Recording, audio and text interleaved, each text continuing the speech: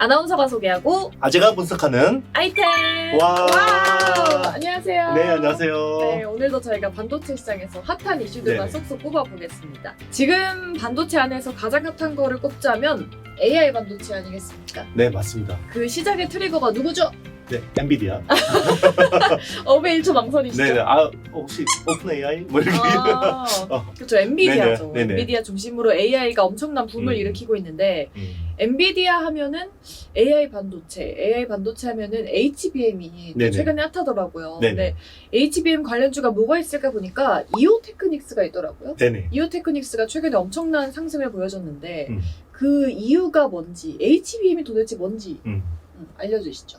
일단 지금 HBM 수혜주 찾기가 한창이죠. 네. 네, 한창인데 이게 가시지가 않아요. 음. 처음에는 사실 SK 하이닉스하고 한미 반도체가 가장 수혜주로 꼽혔거든요. 맞아요. 왜냐하면 엔비디아의 고성능 칩 A100이나 H100 같은 GPU에는 기본적으로 HBM3가 적용이 되는데 SK 하이닉스가 이것 때문에 연초 대비해서 60% 올랐어요. 그러니까요. 네. 와. 한미 반도체는 거의 3배가 올랐고요.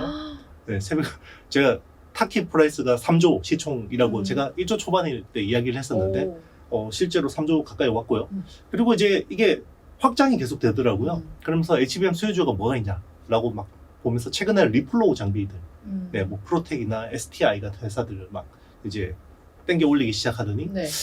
사실 이게 HBM도 중요하지만 결국 이게 뭐 칩넷으로 가든 우리가 이야기하는 이제 이종 집적 반도체, 헤테로지니어스로 갈 경우에는 계속해서 패키징이 복잡해질 수밖에 없고 그게 어드밴스드 패키징이라는 시장이고요.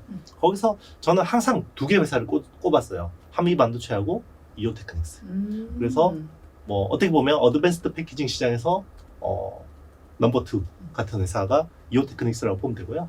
이 회사는 사실 레이저 장비 회사입니다. 네. 그러니까 레이저 기술을 통해서 반도체를 가공하는데 여러 장비를 납품하는 거죠. 한미 반도체랑 이오테크닉스를 항상 말씀해 주셨는데 주가가 고공행진을 해서 네네. 기분이 좋으실 것 같아요. 네, 뭐 기분이 좋으면서도 네. 한편으로는 너무 급하게 오른다.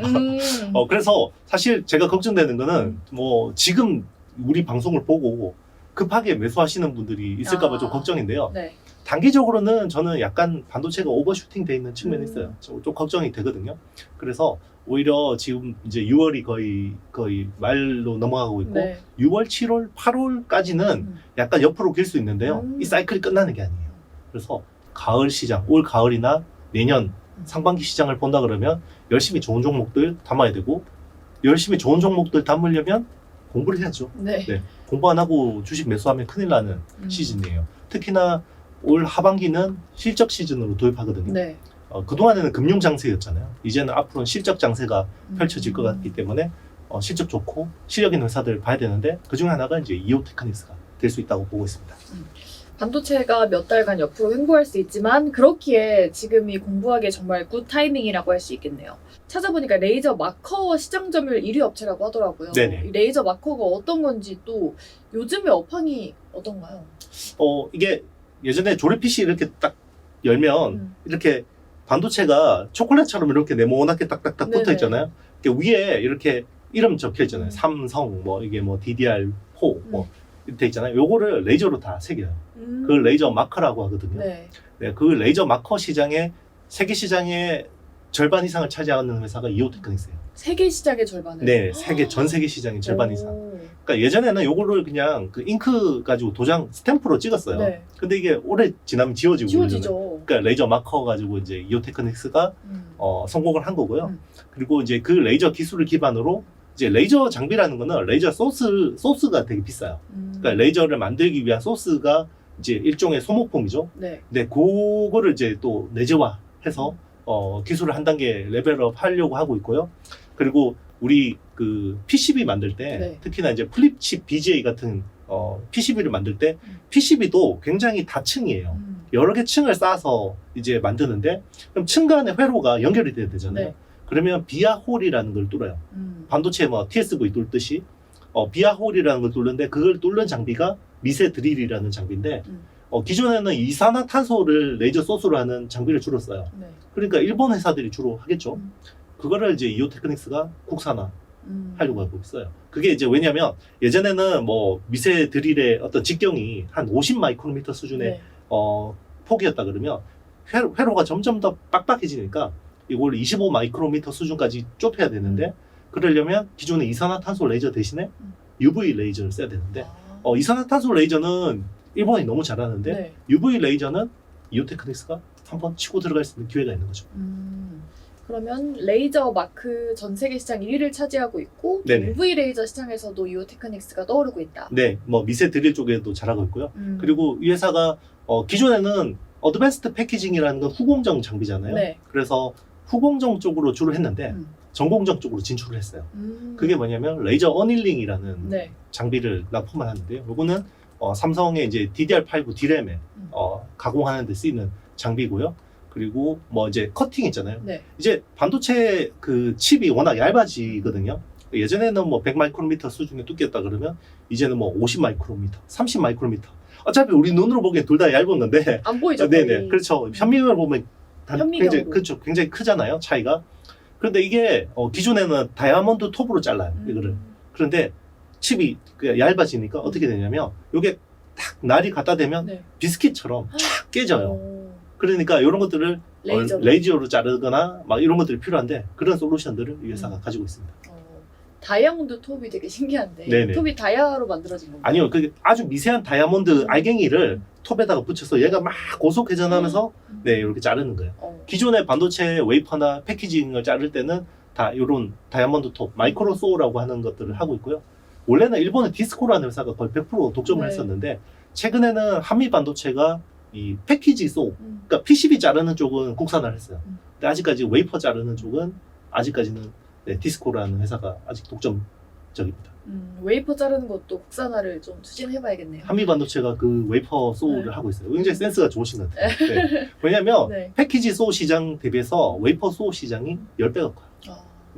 패키지 소우 시장은 해봐야 한 1,000억, 1,500억 정도밖에 안 되는데 네, 웨이퍼 소우 시장은 조단이에요. 차이가 많이 나네요. 네, 맞습니다. 근데 반도체가 많이 쓸수록 이런 레이저 마커라든지 그런 업황이 좋아질 수밖에 없을 것 같은데 네네. 이오테크닉스가 하고 있는 그런 레이저 마커 시장이 지금은 업황이 좋아지고 있는 거죠? 네네, 맞습니다. 왜 좋아지냐면요. 요게 이제 또 칩렛이라는 구조로 이제 되기 때문에 그런데요. 예전에는 우리 멀티코어를 쓸 때 네. 멀티코어를 이제 한 개의 칩에다가 IP 블록으로 쪼개서 올렸어요. 그러니까 이제 칩은 딱 보면 한 개죠. 네. 근데 여기에 고성능 코어가 2개 있고 뭐 저전력 코어가 6개 있으면 요게 그냥 블록으로 IP 블록으로 올라가 있는데 요즘에는 이걸 아예 쪼개버려요. 왜 쪼개냐면 비싸서. 그리고 수율이 안 나오니까. 뭐 생각해 보면 그렇잖아요. 우리가 항상 컴퓨터를 할 때 네. 고난이도 작업을 하진 않잖아요. 일반인들은 그렇죠. 그렇죠. 그래서 보통 뭐 웹서핑을 하거나 SNS를 할 때는 그냥 고성능 코어가 돌아갈 필요 없어요. 필요 없죠. 근데 제가 뭐 그래픽 작업을 하거나 이럴 때는 고성능 코어가 네. 돌아가야 되죠. 그래서 요즘에는 이런 걸 시프팅 해주거든요. 다 컴퓨터들이. 뭐 대표적인 게 애플의 M2, M1 같은 칩이 그런데 네. 예전에는 이게 원칩으로 돼 있었어요. 그런데 그러면 고성능 코어나 저전력 코어나 둘 다 같은 공정으로 해야겠죠. 예를 들면 뭐 5나노 공정이면 고성능 코어도 5나노, 저전력 코어도 5나노죠. 그런데 지금은 아주 하이엔드 쪽은 고성능 코어는 5나노로 하고 저전력 코어는 그냥 7나노로 해도 돼요. 그죠? 아, 성능이 그렇게 네, 그러니까 필요 없으니까. 그러니까 파운드리를 고성능 코어는 TSMC한테 맡기고 저전력 코어는 그냥 삼성 파운드리 맡겨도 되는 거예요. 이제 그런 식으로 해서 조립을 한 번에 하는 거예요. 네. 레고 블록처럼. 그게 칩렛이라는 건데 그럼 이게 왜 레이저 마크하고 상관이 있냐? 생각해 보세요. 기존에는 옥상이 널쩍한 거 한 개예요. 그러니까 거기에다 이름 새겼죠. 근데 이제 쪼갰죠. 그럼 옥상이 위에 작은 옥상이 여러 개 있죠. 네. 다 새겨야 돼요. 아, 하나하나 다. 네, 맞습니다. 그러니까 이 레이저 마커 수요가 늘어나는 거고 그리고 이제 이게 그 미세 드릴이 제일 밑에 들어가는 그 플립칩 BGA라는 기판이 예전에는 요만큼만 쓰면 되는데 이제 이만큼 써야 되는 거죠. 네. 왜냐하면 띄엄띄엄띄엄 이렇게 박아야 되니까. 레이저 업황 자체가 좋아지고 네네, 있다. 맞습니다. 저희가 전공정 얘기했으니까 후공정도 얘기를 해볼까요? 네네. 후공정 안에서 어드밴스 패키지 말씀해 주셨는데 네네. 그 안에서 주목받는 아이템이 네네. 그루빙이랑 네네. 스텔스 다이싱이라고 하는데 네네. 영어 단어잖아요. 네네. 정말 듣기만 해도 어려운데 네네. 이게 어떤 기술일까요? 사실 뭐 이오테크닉스 투자하시는 분들도 모르는 분 되게 많을 것 같아요. 이제 그 그루빙하고 스텔스 다이싱이 왜 중요하냐면 그루빙이라는 장비는 그냥 그 반도체를 자를 때 네. 구리 부분만 딱 잘라주는 거예요. 그러니까 아까 제가 다이아몬드 톱으로 자른다고 했잖아요. 네. 다이아몬드 톱으로 딱 자르는데 구리가 약간 끈적끈적해요. 그래서 이게 탁 깔끔하게 잘려야 되는데 요게 자르면서 살짝 밀려요. 구리가. 네. 그러면 이게 회로가 어그러지는 거죠. 아. 그러면 이게 불량이 나요. 그래서 어떻게 하냐면 구리 부분만 레이저로 싹 잘라주고 나머지 부분은 그냥 그 다이아몬드 톱으로 자르면 되겠죠. 그래서 구리 부분만 살짝 자르는 거를 그루빙이라고. 그루빙. 네네. 그 장비를 하는데 그게 반도체 쪽이 워낙 시장이 크다 보니까 그거 살짝 가공하는 것도 굉장히 시장이 큰 거예요. 그거를 또 일본의 디스코라는 회사가 대부분 하는데 디스코가 네. 많은 기술을 갖고 맞습니다. 있네요. 그래서 일본이 사실 소부장 업체들이 강국. 강국이에요. 그래서 그거를 국산화하려고 하고 있고요. 그리고 왜 그루빙이 갑자기 국내에서 이렇게 수요가 많아질 수밖에 없냐면 네. 삼성이 파운드리가 커지는 게 이유가 돼요. 왜냐면 메모리라는 거는 구리 메탈 공정이 많이 없어요. 메모리는 만약에 뭐 한 구리 메탈 공정이 한 8층 정도만 있으면 된다 네. 그러면 시스템 반도체 우리 이야기하는 뭐 프로세서나 AP 같은 것들은 굉장히 많이 써야 돼요. 구리. 그러니까 보통 한 뭐 20층 뭐 이렇게 네. 써야 돼요. 그러니까 훨씬 더 잘 밀리겠죠. 그러니까 그루빙에 대한 수요가 늘어나는 거고요. 그리고 스텔스 다이싱은 뭐냐? 네. 스텔스 다이싱은 기존에는 그냥 웨이퍼를 그냥 탁 자르면 되잖아요. 다이아몬드 톱으로. 근데 제가 이야기했잖아요. 하도 웨이퍼 자체가 얇아지니까 칼을 갖다 대면 촥 깨져버려요. 네. 비스켓처럼. 그러면 얘를 어떻게 잘라야 되냐면 밑에다 테이프를 붙여요. 그러니까 일단은 스텔스라는 게 눈에 안 보이는 네. 거잖아요. 그러니까 그 반도체 웨이퍼에다가 레이저를 쏘는데 그 레이저의 가운데 부분만 파괴시키는 거예요. 속에 보이지 않는 부분만. 그러면 쭉 가는데 내상은 이미 입어 있는 거예요. 웨이퍼가. 그런데 요거를 그대로 뗄 수가 없어서 네. 밑에 테이프를 붙여요. 테이프를 붙이고 냉동실에 집어넣어요. 아주 차가운데. 냉동실에 집어넣었다가 빼요.